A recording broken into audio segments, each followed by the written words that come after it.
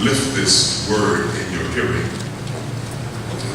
Because if you all in Orlando is anything like we are in Galveston, then you too struggle with worship. You find yourself oftentimes doing what other folk do.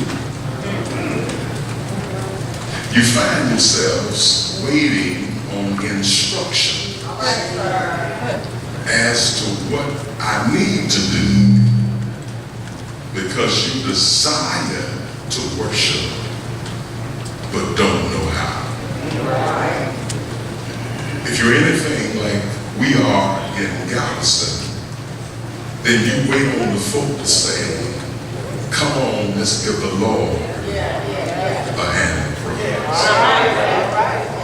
As if the only time that I can give God a hand of praise is when I'm instructed to do so. But come on, hasn't the Lord been good to you? Hasn't the Lord made a way for you? Come on, believers, let's worship and shout and thank God for His goodness. As if I need to be told that the Lord has been good. There's no question that the Lord's been good. He woke me up this morning. Started me on another day's journey. Put joy in my heart, gladness in my eyes, clapping in my hands, stomping in my feet. He's given me health and strength. I shouldn't need anybody to encourage me to worship the Lord. I ought to be willing to worship the Lord just because He is. Because He is worthy of our praise.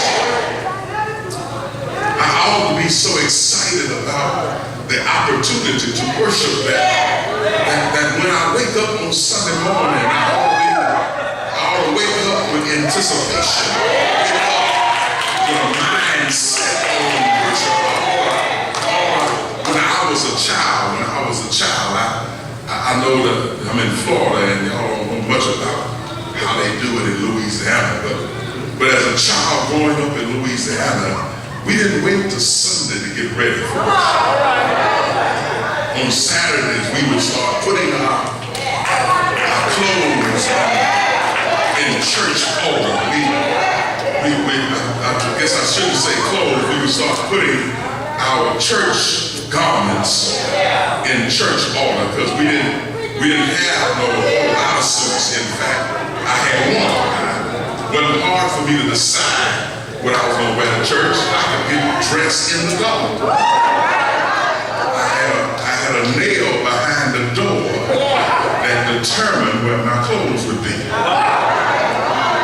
I had 2 white shirts and a white and a black suit and 2 black ties and black shoes that I only wore to church. But on Saturday, we would make sure that shirt was washed and they would use what was called forklift starch and wash it and put it in that starch and then store it in the freezer because we didn't have a steam iron.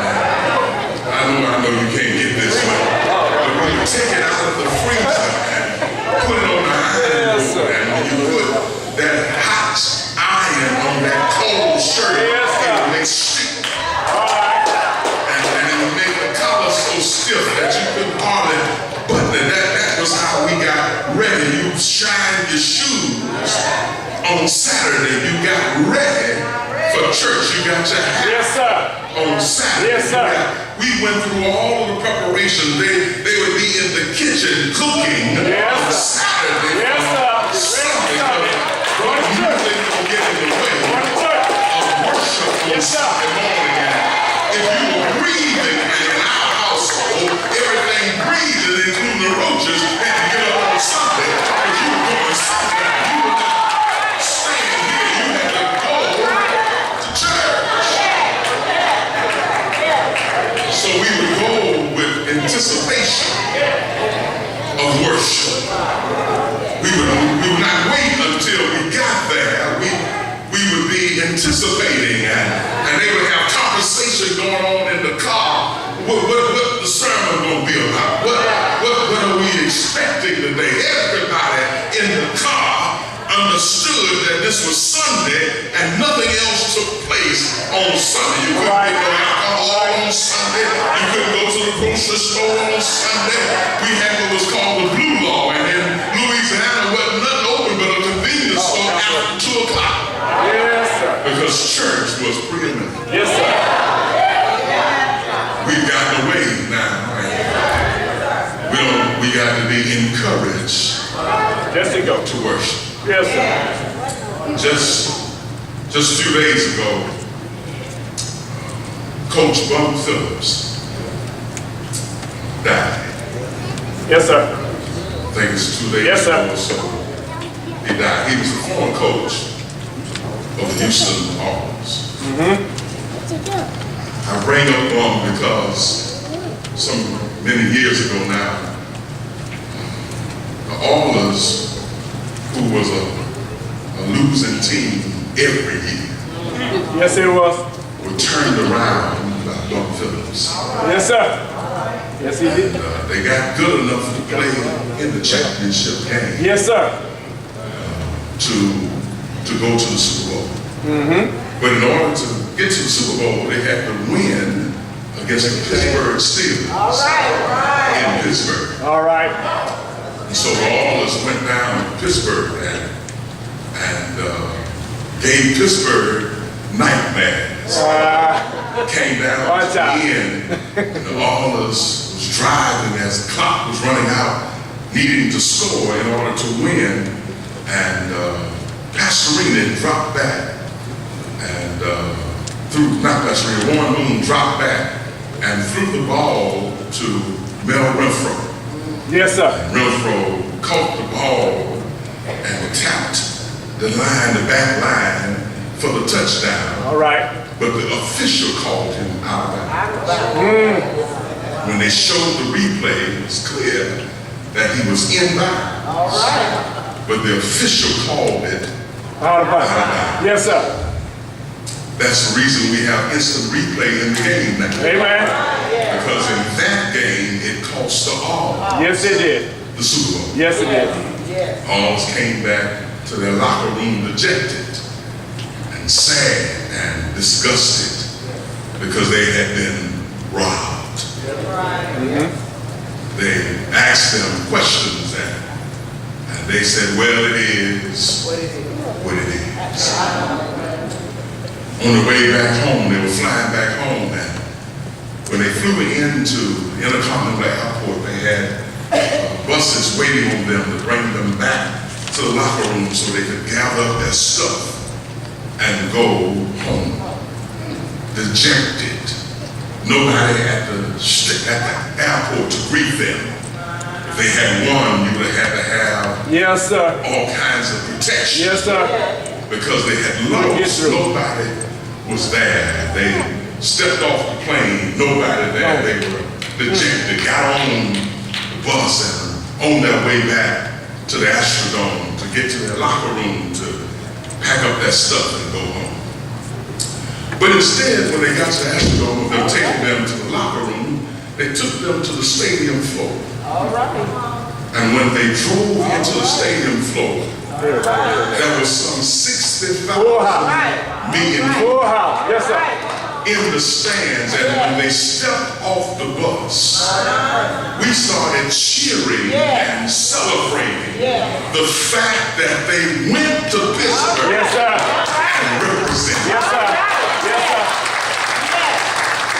We wanted them to know that day they were called Love Your Blue, and we wanted them to know that we were proud of them, because even though they lost, they were still our team. Amen. I never will forget it. It seemed like it was just yesterday. I never we'll forget it. Bum Phillips walked up to the mic. Bum Phillips said, on this occasion, we knocked on the door. But next year, we gonna kick. We'll kick it in. Yes, sir. I got to sanitize. We gonna kick that door down. Yes, sir. And everything in the stadium went crazy. We went to jumping and shouting and testifying that next year, we gonna kick it down. It became our slogan, we gonna kick it down. We 60,000 plus, me included, jumping in a stadium over a losing team on a promise that was never kept. Hey, my Lord. I don't think you heard what I said. Never made it. I said 60,000 plus in a stadium, jumping and shouting about a